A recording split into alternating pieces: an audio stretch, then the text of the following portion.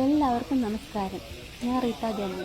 ഇന്ന് ഞാൻ നിങ്ങളുമായി പങ്കുവയ്ക്കുന്ന വീഡിയോ ആലപ്പുഴ പുന്നമടക്കായലിലെ ഹൗസ് ബോട്ട് യാത്ര. ഈ ഹൗസ് ബോട്ട് യാത്രയിൽ ഉച്ചഭക്ഷണത്തിന് വേണ്ടിയുള്ള കുട്ടനാടൻ കരിമീൻ വറുക്കുന്ന ദൃശ്യങ്ങളാണ് ബോട്ടിൻ്റെ കിച്ചണിൽ നിന്നും.